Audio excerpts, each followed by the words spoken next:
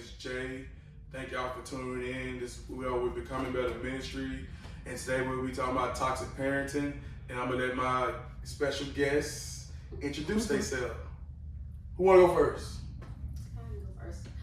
My name is Lynthia Wilson. I'm not an expert in parenting, but I am a parent, and I just want to give some insight on what I think toxic parenting is. I'm Tiffany Harrison, and I'm not an expert either, but I am a single mother of 3 children. My name is Annette Baker. I'm not an expert, but I do have children, and we have had our ups and downs. Anybody who say they're not an expert, they know a lot about the subject. Compared to me, they're an expert. So I just wanted to bring some guests on because y'all know me and my wife, we don't have kids.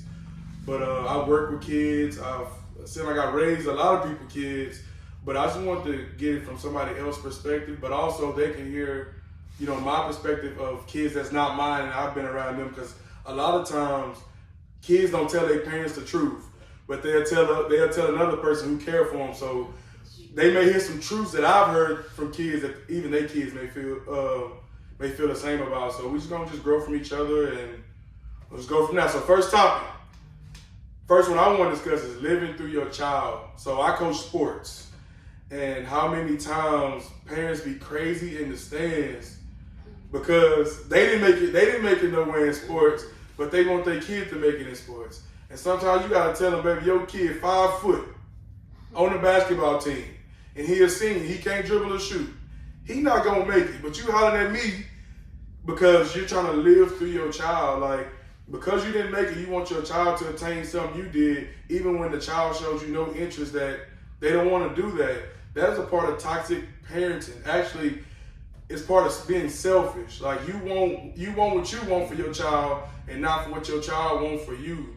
So I want to just ask these ladies, like, what do y'all think about, like, when parents live through their child? How does that look like? Have y'all in any way ever felt like the child did that at one point? I don't think that I've ever done it. If I did, it wasn't intentional, but I do understand what you're saying about the parents living through their children when it comes to sports, because my children played sports and I've seen it a whole lot. You see the guy who's the good athlete in school and didn't quite make it, and so they push their children now to play sports, like you say, that they're not good at, or they really don't even have an interest in at all.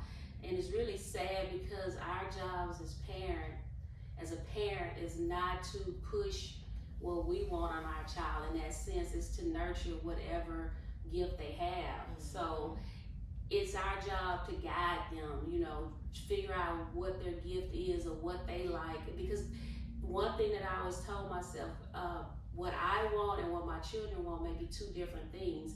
And it's my job as a parent to figure out what it is that they want to do, what it is that they like to do, what their interests are, and not push those things on my child.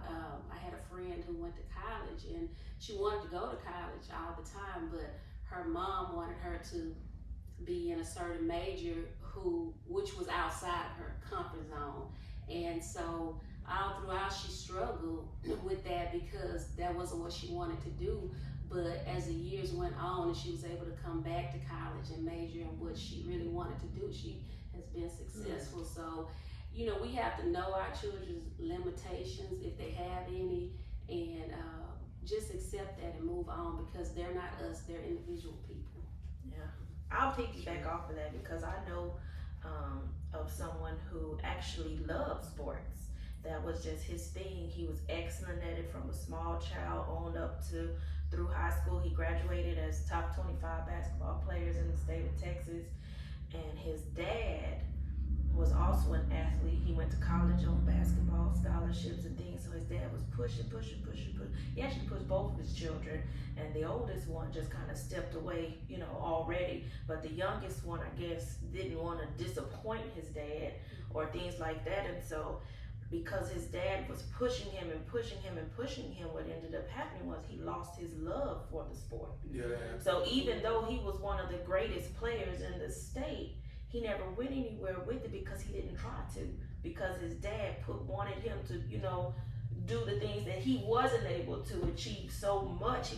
He even ended up with a full ride scholarship, not in basketball, but with track, to a university, and he let that go because his dad just pushed and pushed and pushed and pushed and pushed to the point to where he was like, I don't want to do this. It's nothing. And so now, you know, he lost his opportunity to better himself because his dad wanted him to do, you know, the things that he couldn't do instead of just asking, what do you want to do, you know? And so that's one of the reasons why for my kids, I tell them, if you want to be a janitor, be the best janitor. Make sure you see your face in every floor you shine. You know, you want to be a restaurant owner, you want to be a hairdresser, whatever it is, because I never want my children to feel like they feel like they're losing the love for what they really want to do because I'm pushing them to be something that I want them to be. So it'll push your child away too. yeah. Right. And I think that divide in between. I think kind of like living through the child, like you actually withholding the love.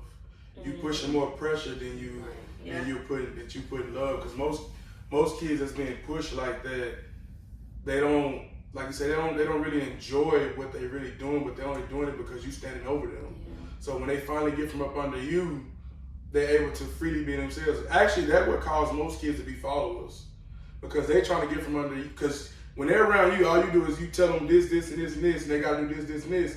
So now when they get away from you, they end up following other people because all they know is to listen to somebody telling them what to do, and they never got a way to think for themselves. Yeah. So just by even falling into living through your child, you will actually damage your child, you know, more than benefit them. That's true. All right. Into this video, please, if you would like to take advantage of the coaching sessions I offer, you can go to www.becomingbetterql.net. Through this coaching session, we're looking to help you become better in every area of your life, physically, financially, emotionally, mental. And this can happen by you going to the website and booking for $30 a month subscription. You can cancel at any time. I would meet with you 2 times a month for 1 hour. Please go on the website, book in this coach session. Hey, y'all, let's get started. Let's become better together.